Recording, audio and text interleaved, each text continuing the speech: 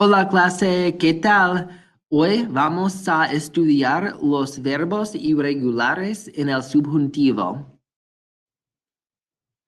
All right, so here's the good news about the irregular verbs in the subjunctive that we're going to be talking about today.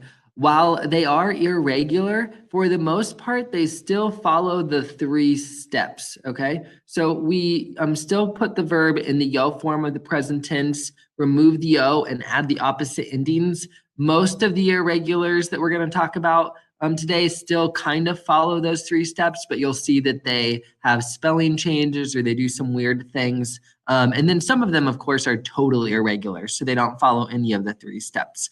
But most of them at least add the opposite ending. And so you can watch for that as we go. All right, guys, so the first type of irregular verbs we're going to talk about in the subjunctive tense is Zar verbs. So Zar verbs will take a spelling change in the subjunctive. So for verbs like buscar that end in car, you're going to change the C to a QU in all 5 forms. So you can see busque, busques, busque, busquemos, busquen. For verbs like pagar, you change the G to GU in all 5 forms, pague, pagues, pague, paguemos, paguen. And then verbs like comenzar that end in zar, you change the Z to C. So comience, comiences, comience, comencemos, and comiencen. All right. So remember, zar verbs do take a spelling change in the subjunctive. Now, beyond that, if you look at the endings, you'll see that Zar verbs do behave in somewhat of a normal way in the subjunctive because you still take off the O on the end and add the opposite ending. So since these are all AR verbs, they're all getting those opposite endings like a, amos, and in. So the only reason why Zar verbs are irregular in the subjunctive is because of the spelling change that takes place. The second type of irregular verbs we're going to talk about in the subjunctive tense are stem changers. So remember, if a verb is a stem changer in the present tense, then it's also going to be a stem changer in the subjunctive. And stem changers in the subjunctive function pretty much the same way as they do in the present tense. So for AR verbs and ER verbs, we're going to follow most of the same patterns that we learned in the present tense. So a verb like encontrar, that's an O to UE stem changer, we're going to stem change that verb in the subjunctive in all of the tenses that are in the boot. So like the yo form, to form, el, ella, usted form, and then the ellos, ellas, ustedes form. So you can see we changed the O to a UE in all of those forms because they're in the boot.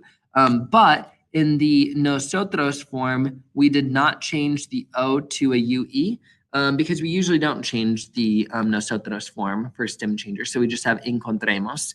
For verbs like querer, so that's an ER ending verb. It's an E to I. So we do change that E to an IE in the boot, but we do not change it in the nosotros form. All right, so that's how AR and ER verbs work when they are stem changers.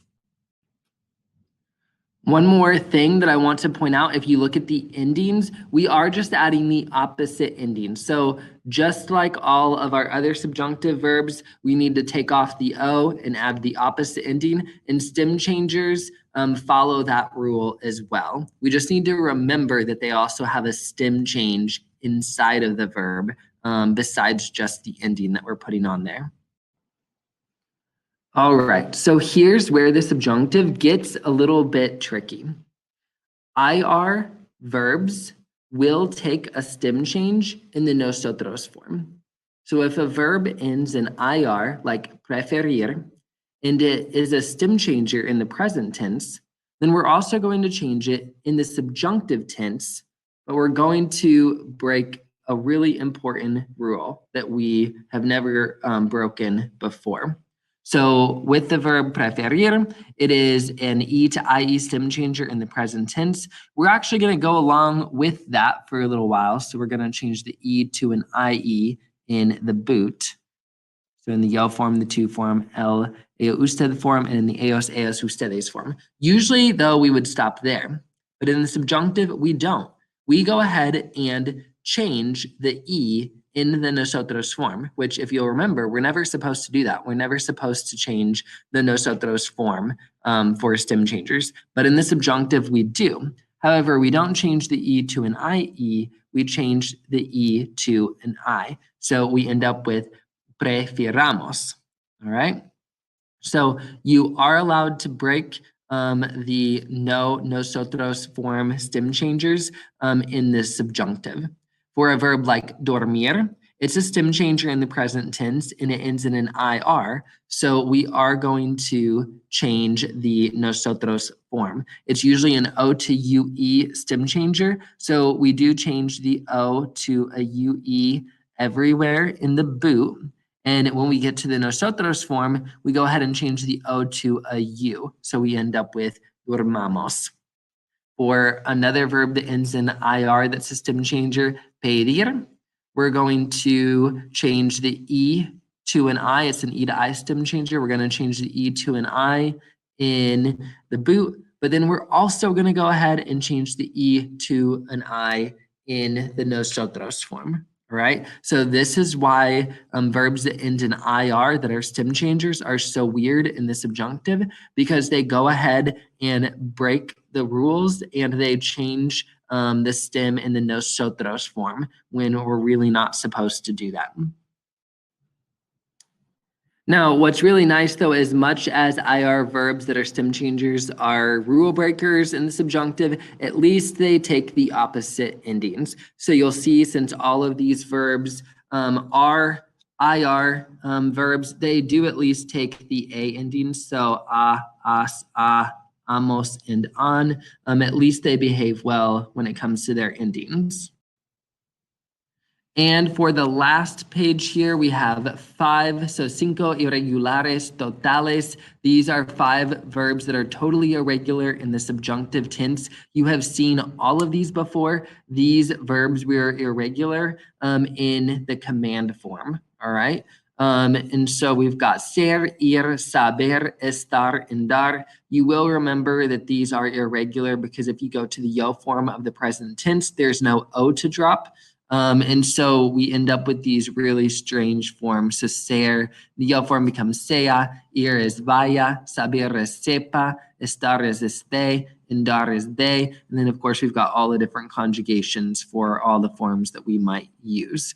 All right, now real quick here before I let you go, I do just want to make sure you understand that because you already learned basically all of these irregular verbs in the commands in the last chapter, and now we've learned all of them for a second time because we're just reusing them again for the subjunctive. I'm really going to expect you to know these. And so you're going to have to conjugate them. You're not going to get to have a note card or anything like that. So you might have to put in some extra time studying. Remember, this is Spanish 3. It's an advanced class, and you're in the second semester. So you really might have to work for, your points and spend some extra time going back and looking at these PowerPoints or these Edpuzzle videos, writing them down, copying them a couple times, because there will be a lot less multiple choice, and you definitely won't be able to have a note card or anything for your test for this chapter. So spend some time committing these to memory because we'll be using them in the next 2 or 3 chapters as we learn more about the subjunctive this year and how to use it. That's all I got for you. Adios.